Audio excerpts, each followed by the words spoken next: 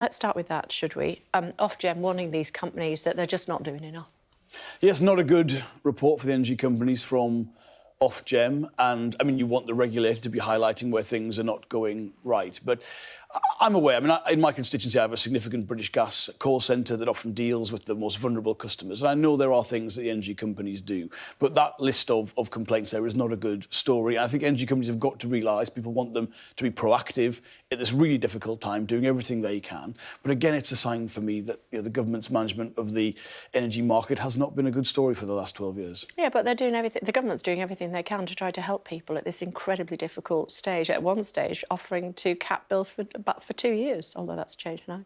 Well, that has changed now. I think the government's charge sheet on energy is that over the last 12 years they've made some really poor decisions, things like banning onshore wind, which is the cheapest form of electricity production, having no real ambition on energy efficiency, cancelling the insulation programme they themselves put forward in the 2010 general election. Bills are higher than they otherwise need to be. And whilst there'll always be emergencies, crises, and this one is an energy crisis that's clearly begun through the situation in Ukraine and Russia's invasion, our resilience as a country, that is the responsibility of the government. And I think we've gone into these crises unprepared or not as well prepared as we could have been had they pursued better choices over the last 12 years. Your boss is talking to the CBI today, amongst other things, a couple of things to talk about. First of all, off the back of this, he says that we should be greener and kinder. How are we going to do that? Well, net zero is something this country has to do and the rest of the world has to follow us in that mission as well. But it's also a source of potentially a great many skilled green jobs. And if you look at what Labour has put forward, what we call our Green Prosperity Plan, it's a plan for how we can work in partnership with business to deliver those jobs. So whether that's in battery factories that we need for the automotive industry, whether that's in new exciting industries like green hydrogen.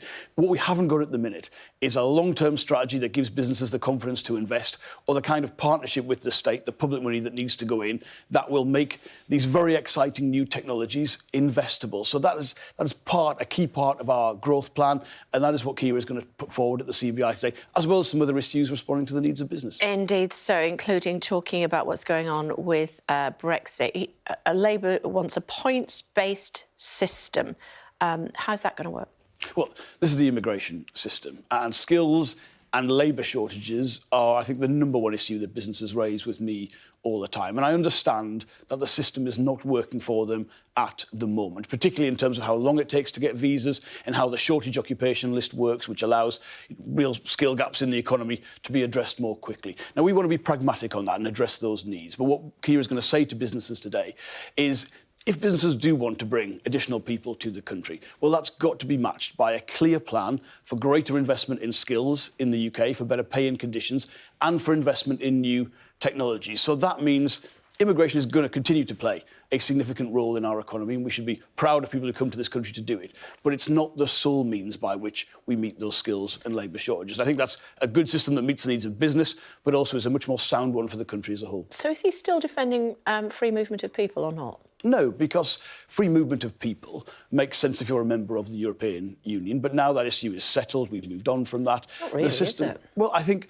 there are real deficiencies in the trade and cooperation agreement that we have with the European Union. And we've set out some specific things we would like to see, things like a veterinary agreement with the EU, the mutual recognition of professional qualifications. We want to rejoin the Horizon Science Programme, which is very important. But on the issue of immigration, I don't think freedom of movement makes any sense if you're outside. More than a million vacancies, and we can't fill them. The only way to do that is to allow people to come in and do those jobs. Yes, and we're going to still have that as part of what Keir is putting forward today. But, let's be clear, immigration to the UK stands at over 200,000 people a year. We should be proud of people wanting to come to this country and do that. But it cannot be the sole means by which we meet those vacancies. We want to see, for instance, more people who are currently not able to work because they're not very well, addressed by, for instance, our plan to abolish the non-dom rule and expand the NHS workforce, which is what the NHS needs, but it's also a way of getting people the healthcare they need to get them back into the economy. We want to make sure in sectors where there are deficiencies in terms of pay and conditions, the Migration Advisory Committee advises on that, so we know exactly what those sectors need.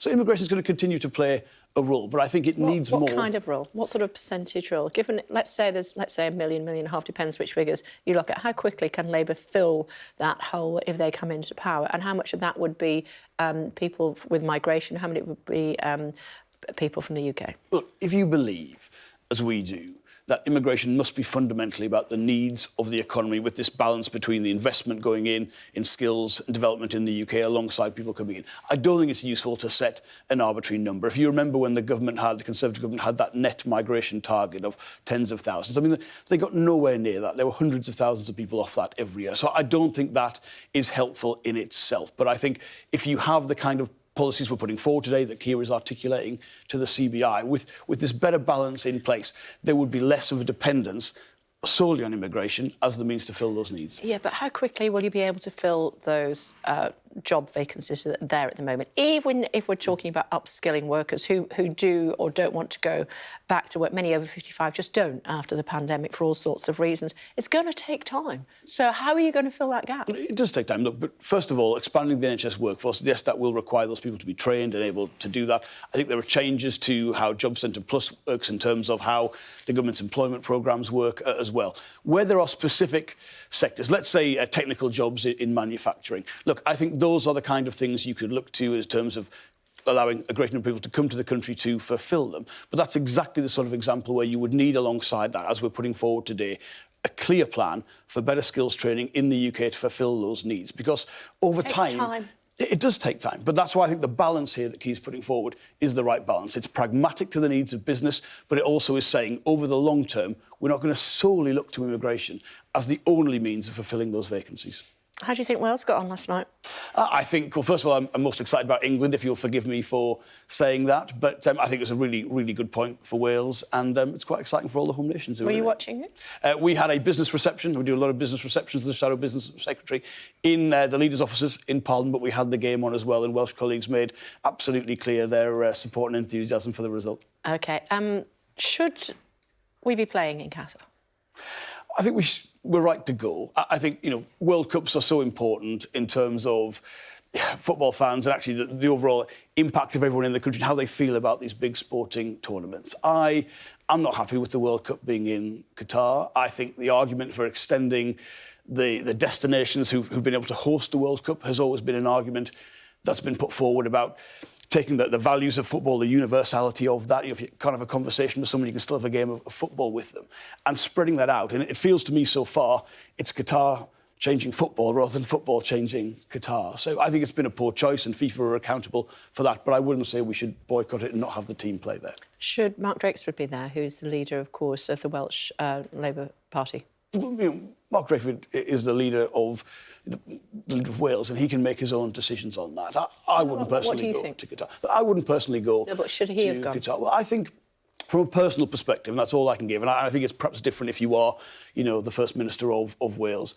I feel that, first of all, in a cost of living crisis, a lot of politicians going to a World Cup might not be actually the best message to send out. But I think more than that, what's different about Qatar, we've had major sporting events in quite troubling countries in the past. But I think the fact that the construction of the stadiums has directly led to some incredibly negative consequences for migrant workers in and deaths, Qatar, even and over deaths Brits. of them. That is for me, I think, different to what we've seen in the past. But I'm not going to speak for anybody else. My personal view is that. No, I know, but I mean, your leader has said that he's not going to go, and yet the leader of the party in Wales has gone. And I just wondered how you square that circle. Well, look, that's the evolution, and people, Keir doesn't issue the orders to all parts of the UK. It's quite right that we respect that difference and that ability to people to make their own choices. That is entirely right. I can only give you my honest, candid view, which is that of all the Shadow Cabinet as well, that we personally wouldn't go because of the circumstances that have led